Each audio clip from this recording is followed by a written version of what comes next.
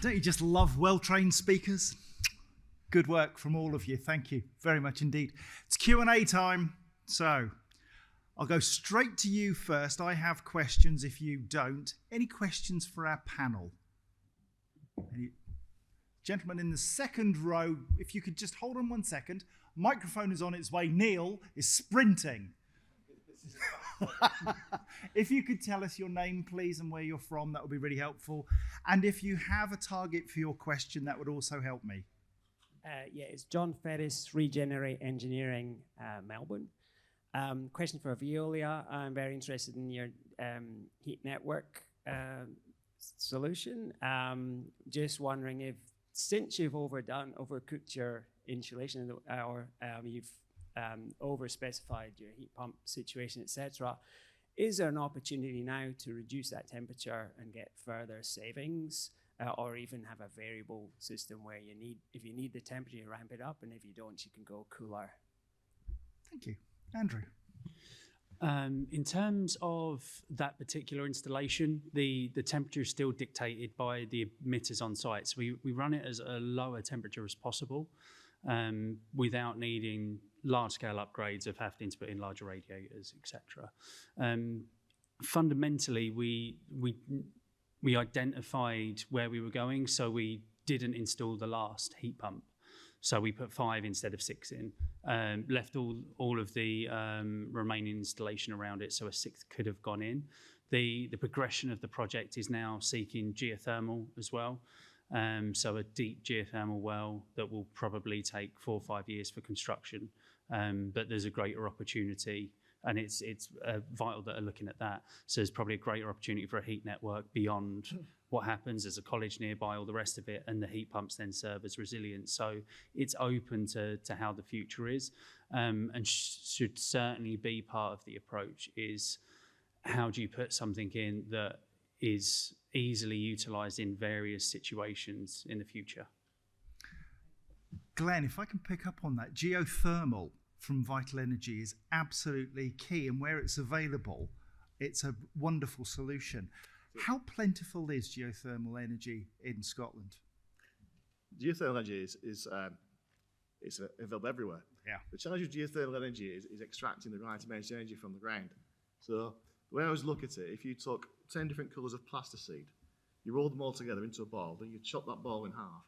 Each colour of plasticine represents a different kind of rock type and things like that. You've got different levels of thermal conductivity. So the key thing is trying to understand what your geology is like at your specific location to identify, again, how much pipe you need in the ground and what kind of heat potential you've got from that particular borehole. So it's about doing your research first and getting your geology correct and doing all your testing. But it's everywhere. It's available. Yeah, it's a long-term investment, isn't it? And that's the key stumbling block here. That, as Andrew says, 4 or 5 years before you can get that project up and running. It's a long-term investment, but what it does give you is stability of temperatures as well. So it's a lot more consistent. Yeah. So you haven't got the peaks and troughs you get with an air source heat pump. You've got more consistent, flat temperatures across the piece. That's helpful. Efficiency is better. Good. Thank you. Further questions? There is a lady in the front row. To save you sprinting too far, Neil, bless you. Hi, Councillor Heather Anderson, Dundee City Council. 100 questions, but I'll ask 2 here. The first one was to Glen on Vital Energy and the work that you're doing in Torry. Love to come and visit. But I just wondered if you could give me a bit more information about the governance structure for that involvement. So how do you work with the local authority? Are you project managing the development? How's the price of heat agreed? So a bit on governance. And then for Andrew on Veolia, absolutely brilliant about the work of the hospital. We've got Nine Wells Teaching Hospital in Dundee, and one of the big concerns is a backup system when everything fails. So just how much thought do you have to give to a backup if the heat pumps fail? And I thought the solar car part was brilliant. Thank you, Heather. As always, bless you. Come on then, Glen. Let's have you first. Okay, we'll start off with the Torry Heat Network. So with the Torry Heat Network, we work with Aberdeen Heat and Power as part of the local authority. We have very much a collaborative approach. We meet regularly. We understand the aims and ambitions of Aberdeen Heat and Power, which is about reliable, sustainable, affordable heat for the residents. And what we do in terms of our operations is we ensure that we monitor, we make sure that we get the return temperature we need We're constantly looking for efficiency improvements on that network. So in terms of our maintenance schedules and things like that, we're always looking at what those temperatures are to see where we've got some potential issues that we need to resolve, how we can resolve those issues. We're also looking at new technologies as well. So if there's an opportunity to bring something else onto that network, once the network's in the ground, essentially that's delivering heat. Whatever delivers that heat, it can change over time, whatever the new technology might be. So what we do again is make sure that the infrastructure is as strong and robust as it can be. It delivers the right thermal performance, and that we get the efficiencies off that network. And then we work with Aberdeen Heat and Power to help them develop their time structures to make sure that they recover the heat appropriately, or the cost of heat. Good. Happy with that one, Heather? The price of the energy. I'll pick up separately on that one, but I don't know off the top of my head. We'll come back to you on that one. I'm sure Glen will go away and find that. Andrew, in terms of resilience for hospitals, critical part of your early stage planning, I suspect. It's probably the biggest part is the resilience and figuring out specific sites, specific projects. That I think more so than ever, there's 100 ways to do it. The old approach used to be chuck in some boilers and an oil backup system, and you're done. That's your HTM compliance. But now there's hundreds of ways. In the situation of Eastbourne, the solar carports don't act as part of the resilience. They're purely there as a money saving element. The plan is to eventually put a battery system in that is then linked to how the generators run and all the rest of it, and to also generate revenue is the long-term plan. For every site, we do a thorough evaluation of what the potential could be for resilience. And again, if you have a heat network connection, you may go down the route of wanting thermal storage on site, and then contingency plans that boilers can be shipped in within 24 hours, and you have guaranteed service levels. So you don't need the permanent infrastructure in place. There's potential around things like that, but it's certainly an early consideration, and then you build the rest of the project kind of around that. Brilliant. Good. Dhruv, I've got a question for you, and it's around the uptake of heat pumps. Yep. We know that there are government grants and support, and we've been talking for years about air source, ground source heat pumps. However, statistic you brought to the table was that only 1% of domestic heat is provided through such means. What more needs to happen to really boost the industry? Yeah, I mean, that's a great question. That's the question on which we started the company, in fact. So what I would say is, in the UK, like England, Scotland, everywhere, we have quite a diverse housing stock, right? So it can't just be air source, ground source heat pumps that fits all. We have heat networks, we have heat batteries, we have solar PVs. There has to be an amalgamation of all these solutions that sort of comes forth. Right now, I think government is trying to push other solutions as well, but not as fast as air source heat pumps, right? Air-to-air heat pumps are not given grants. Decentralized heat pumps are not given grants. Heat batteries are not given grants. So I think what we need to do is the government needs to understand and build policies around UK first. Right now we are in the starting stage, right, where EU is in the sort of mid stage. So we need to tailor more as per our housing stock, as per what we have available, to push new technologies forward. And I guess, Paul, if I may, UK first is something that I've not heard for a very, very long time. As being part of the EU, it was very much about OG rules and frameworks and making sure that we complied and gave everybody equal opportunity. The Orange leader-in-chief has redefined how we do business and is maybe suggesting that it's okay for us to back Team UK, Team GB, Team South of Scotland. Would you agree?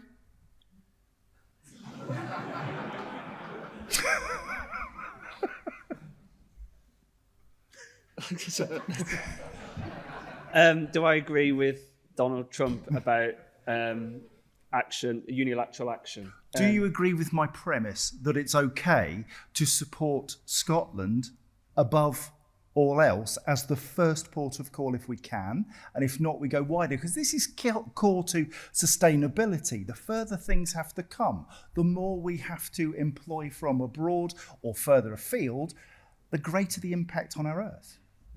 I think it's a bit of a difficult question to give me, to be honest, being recorded live out to the world. I would always, when I work at SOCI, I always look at what is the opportunity for economic development within our region, whether that's economic enterprise and opportunities that community groups could take, whether it's ones that businesses could take, whether it's people to relocate to invest in the south of Scotland or to establish in the south of Scotland. So yeah, I do see there is an opportunity there, but again, we have to sort of think about, then I look to cast the net a bit wider. So what is the opportunity for Scotland? And one of the things that the Minister talked about is where there were devolved powers and where there was powers reserved for the UK government.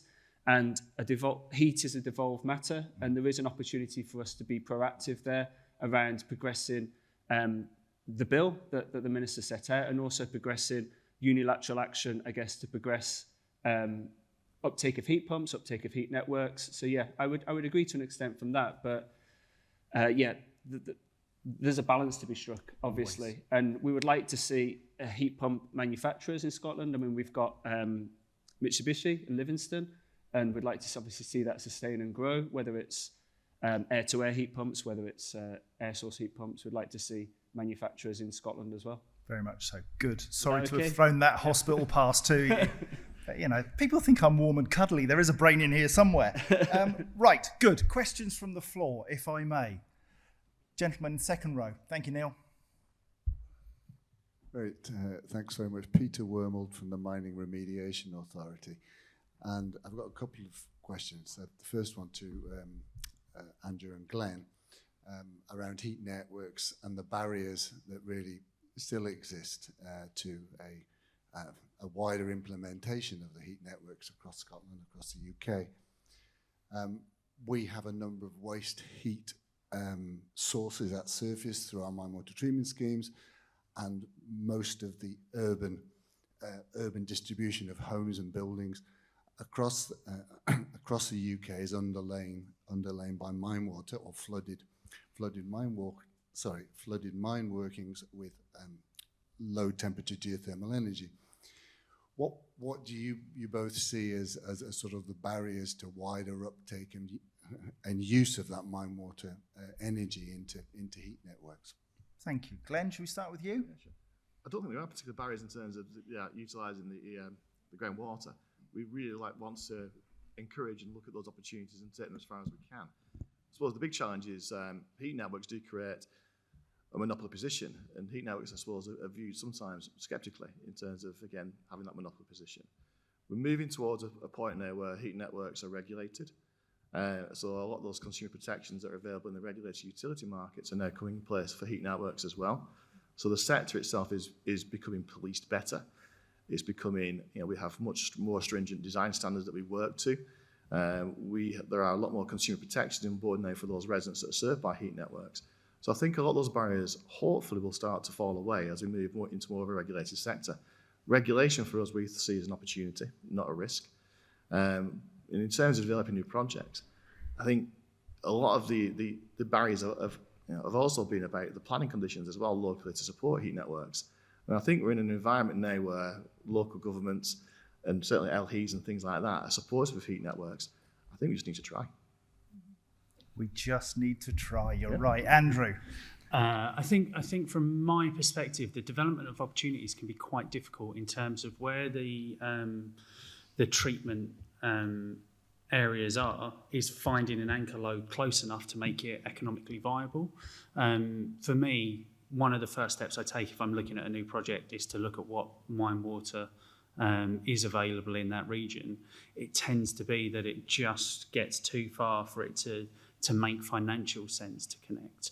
But as Glen says, if there's an incentive to do that, if there's policy surrounding that, then maybe it becomes more viable. But it would certainly be nice to be able to utilise that in an area where it does work. And that's critical, isn't it? And I think Paul financial sustainability has often been viewed as the poor relation, the Cinderella of net zero. And those outside of this room might think that we go after net zero because of some dogma.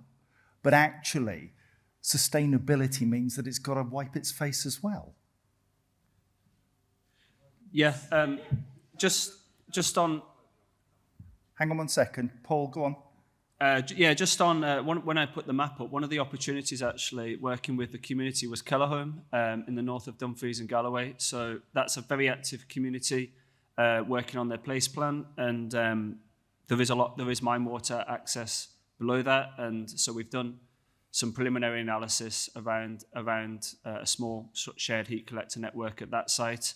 I think some of the barriers that I've seen is, technically, you can when you look at the techno-economics, technically it looks feasible, and then you start to work through the economics, and it's very hard to get the return on investment.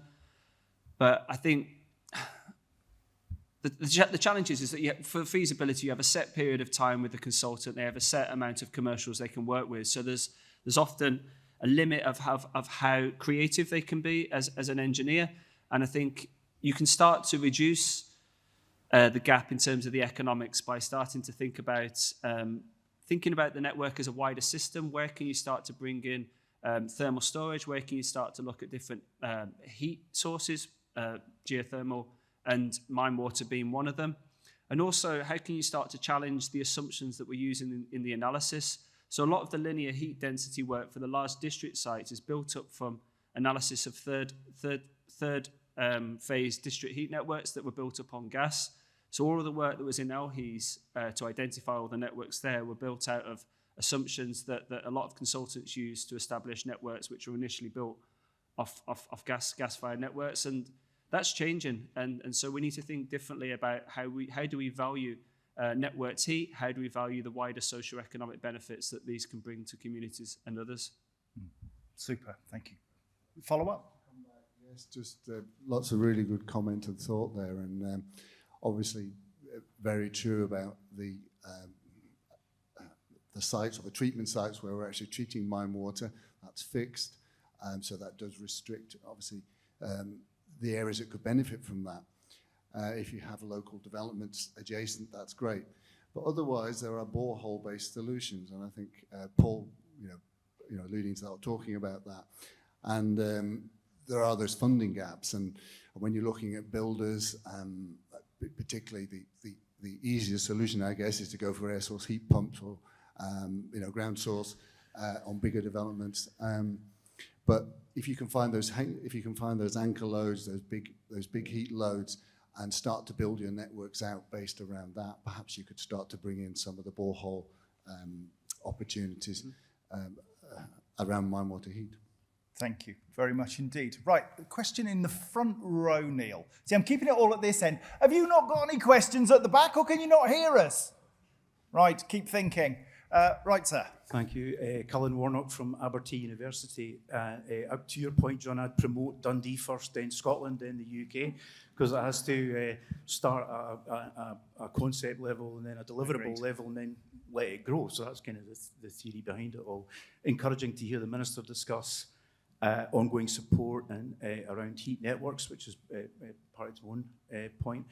One of the issues we're facing, a barrier, and I'd like just the panel's views on, is the cost of finance. I think you can get to a viable cost of heat. That's straightforward. The cost of finance for public sector needs to be given some intervention from Scottish Government, so it's really important we get that ongoing intervention from the government. The repayment of capital is a difficulty. And then the reserve matter about the higher electrical cost versus gas on that reserve matter is not the elephant in the room because it's been said out loud, but that's problematic on a year-on-year revenue cost, and trying to convince stakeholders that it's a good idea to go to heat networks, so even though it's going to cost you more in the short term, we're looking at 30 to 40-year terms. Just a view, not really a question, bit of a ramble, but just a view from the panel and yourself, John. A beautifully articulated ramble, if I might say so. Who wants to pick it up? I agree. Go, Glen. I think you've illustrated the point very clearly, and I wholeheartedly agree. I think there are lots of challenges associated with monetising networks, making sure that they are affordable for the users of those networks. I agree. I don't know what the answer is, but I agree. And just to pick up your point, and we'll maybe pick up on it in a wee while when we get to transport, the cost of electricity is the same in Scotland as it is in England. We generate renewables at lower cost. How is that right? How is that ethical? How are we enabling that to happen? Paul? Yeah, so the cost of finance is challenging, and I think it comes back to thinking creatively. And I think the minister mentioned it, but if you haven't looked at it, look at the Green Heat Finance Task Force Part 2 paper. It's really interesting about the models for place-based decarbonisation and heat networks. In terms of the UK government and the reserve matter around the cost of electricity, that goes back to what I said before about thinking creatively about where your sources of heat come from for a heat network, but also how you take advantage of flexible tariffs. And there are companies out there like Exergy 3, which are doing a project with Annandale Distillery, where they're looking at flexible tariffs to look at charging up thermal storage in off-peak times, and then using that stored thermal energy to look at powering the network in that sense. So yeah, I think it's about looking at the different types of technologies and models as opposed to just going through a standard sort of piece of work which looks at air source heat pumps potentially with an electric boiler backup, and you keep on coming to the same point where you think actually this is quite challenging to make it stack up. Think differently, look at the options that are available to you. The other point is just around community benefits. So you said around the cost of electricity, and I think I was at a conference in Galashiels, actually, a rural heat network conference, and one of the things that was discussed there was the idea of when wind farms are going in, the idea of looking at a private wire to potentially an energy centre, if it obviously makes sense for the developer to, cost and practicality wise to put a private wire in. You could put a private wire in for another developer to develop a heat network off the back of that at a low cost electricity. So there are options available, but we really have to start to think creatively about how we're going to work within the paradigm which we find ourselves. Absolutely right. One thing which grinds my gears is that we pay farmers not to generate renewables. Turn your kit off because we can't store it. Good golly gosh. Let's get it harnessed, captured, harnessed, and then used locally. We have a question at the back, ladies and gentlemen. Yay! Go for it. Good morning, everyone. I'm Daniel Friedrich, University of Edinburgh. I'm Professor of Energy Systems. So what I'm going to say is no criticism of the speakers. They have all been excellent. But this is the second time, at least, that we have an all-male panel at this conference. We had this last year as well. So it's a question for the organizers as well as the industry. How can we get more diverse voices in this and can engage all the talent we have in the country and beyond? Do you know what? I'm going to answer that one, if I may, as chairman of this group. We take the speakers that are put up because they are experts in their field. I don't care, as a man, who is on my panel, as long as they are informed and can support the transition. What I will say to you is that as the father of 3 daughters, who I've taught from a very early age to question everything, push hard, and be proud of who you are, I would like to see more balance, not just in this conference and on this panel, but in life. Equality of opportunity is key to everything that we do. It has to be. We are the chosen few, the ones who get an opportunity to make a difference. Other countries are less forward thinking. We need to embrace that, work hard to do better, to showcase both genders, and after the break, you will be delighted to see a number of very qualified and expert speakers and a cabinet secretary who will come and hopefully deliver forcefully the messages that will help us deliver a better tomorrow. Does that kind of cover what you raised? Yeah, I'm not happy about it either, basically, but we'll sort it. How's that? Good. It's now 10:40. It's coffee time. Okay, so now is the really important time. This is the time when you get to choose who you talk to. Go network. Go find new people. Find solutions. Find each other.